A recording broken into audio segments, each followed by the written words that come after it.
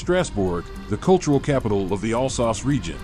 With 290,000 inhabitants, it is still the center and largest city of the region. To the east of the city stretches the Rhine, which is also the natural border. On the opposite side of the Rhine lies the German city of Kiel.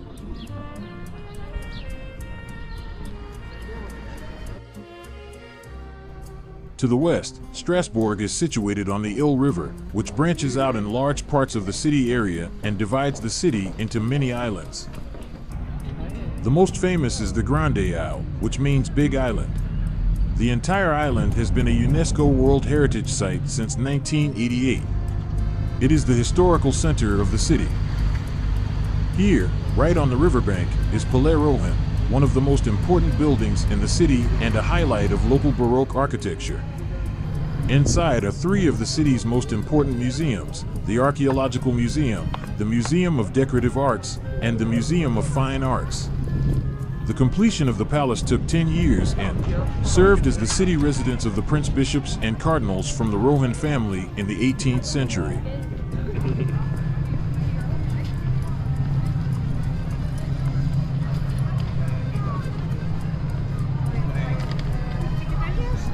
Not far from the palace is the city's landmark, the world-famous Notre Dame de Strasbourg Cathedral, also called Strasburger Münster. The cathedral stands on the foundation walls of an old Renanian basilica, built in 1015 by Bishop Wernher from the Habsburg family. Since this was destroyed by fire, it was planned to build a cathedral in its place. The construction was to take 3 centuries and was completed only in 1439 with the spire. With its numerous buttresses, towers, niches, and reliefs, the cathedral is considered a prime example of the High Gothic style. It is topped by a 142-meter high tower, which makes it the 6th highest cathedral in the world.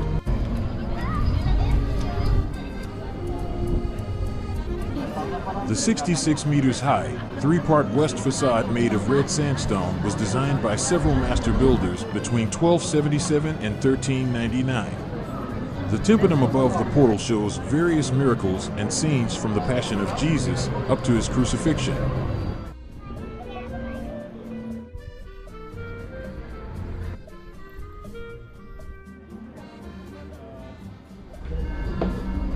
A steep spiral staircase leads up to the cathedral platform via the south portal.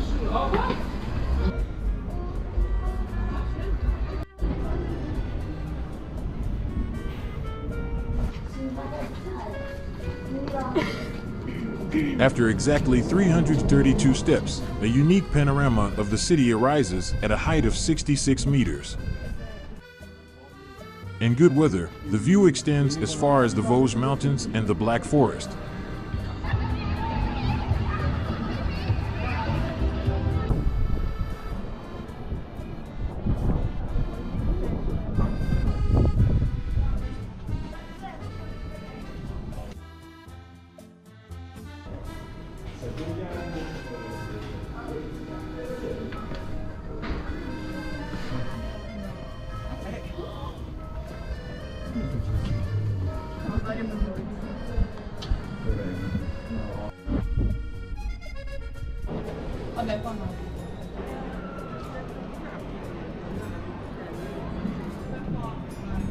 Right next to the cathedral is the Maison Cammerzell.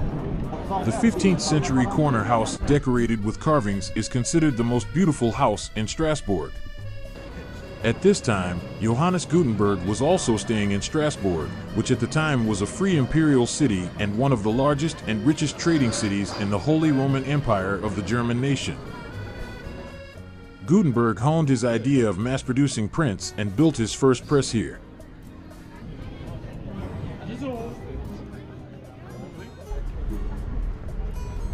Gutenberg's invention was to mark the beginning of the modern era and make Strasbourg the center of letterpress printing.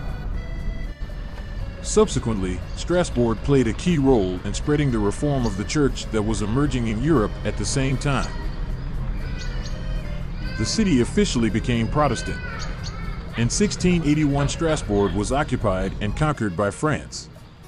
The city initially remained autonomous, but was then ceded to France in the Peace of Ryswick and returned to Catholicism. About 200 years later followed the Franco-Prussian War, which marked the end of the Second French Empire and the constitution of the German Reich.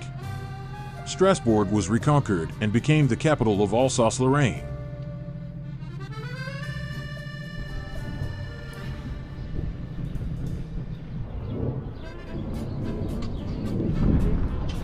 Alsace-Lorraine remained German until the defeat of Germany in World War I.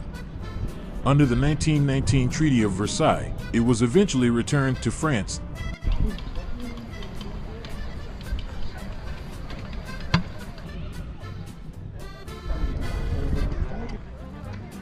In anticipation of the Second World War, the entire town was evacuated in 1939, which was followed by the invasion of the German Wehrmacht.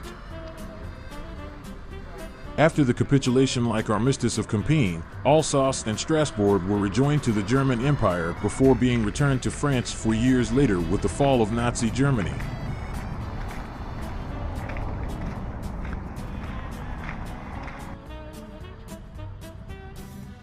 After World War II, a completely new era began.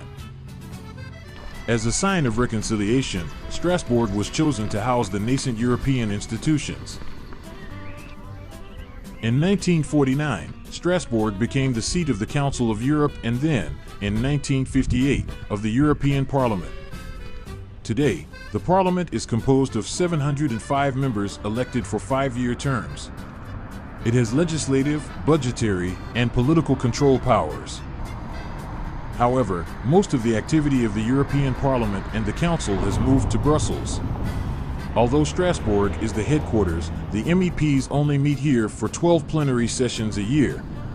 From time to time, there are discussions about a complete relocation of the institutions to Brussels.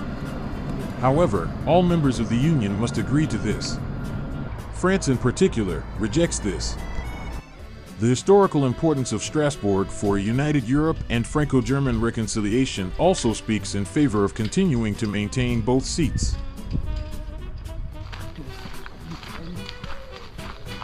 Right next to the European Quarter is Strasbourg's largest and oldest park, the Parc de l'Orangerie. The beginnings of the extensive park date back to 1692. Marshal Huxelles gave the order to create an avenue lined with elms and lime trees outside the city walls. In the following centuries, the park grew rapidly. The park owes its name to a collection of orange trees donated to the city of Strasbourg during the French Revolution. However, after a fire in the Pavillon Josephine, they were destroyed in 1968. The pavilion was subsequently rebuilt identically. The highlight of the park are the numerous storks. After the population of white storks in Alsace declined sharply, they were successfully reintroduced in the 1960s. One of the first breeding stations in the region was located in the nearby Strasbourg Zoo. Today, more than 100 storks live again in the Parc de l'Orangerie alone, building their nests in the trees of the park.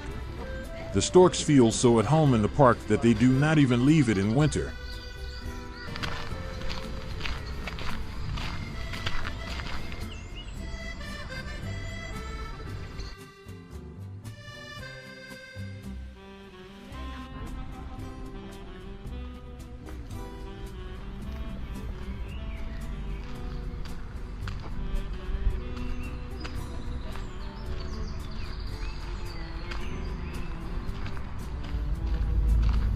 With the Université de Strasbourg, the city has one of the most prestigious universities in Europe, which looks back on 5 centuries of history. From April 1770 to August 1771, Johann Wolfgang von Goethe spent 3 semesters at the university to study law.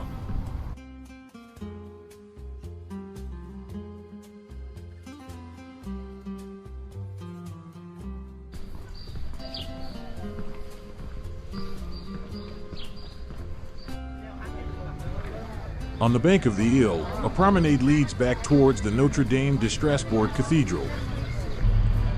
Here on the river bank is the History Museum. The museum shows the city's history from the Middle Ages to the foundation of the European institutes. It stands on the foundation of former butchers' shops dating back to 1587.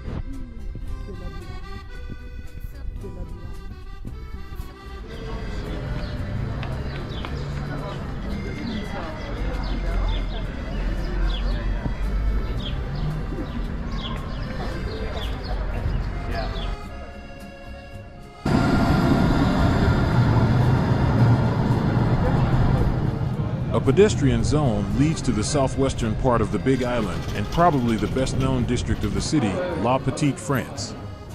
On the way there, stores of all kinds line up.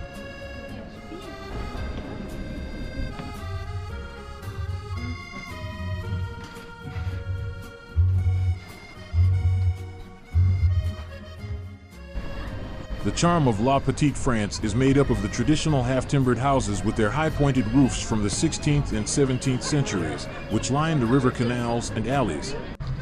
In the past, the Gerber district was located here, which was considered an unpopular and sinister part of the city. The hides and skins that the tanners hung up spread a foul odor.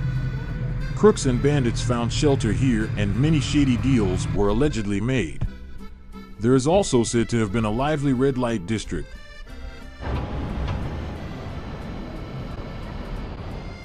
In the present, there is no longer any sign of this. Beside the Notre Dame de Strasbourg Cathedral, La Petite France has become the most popular tourist destination.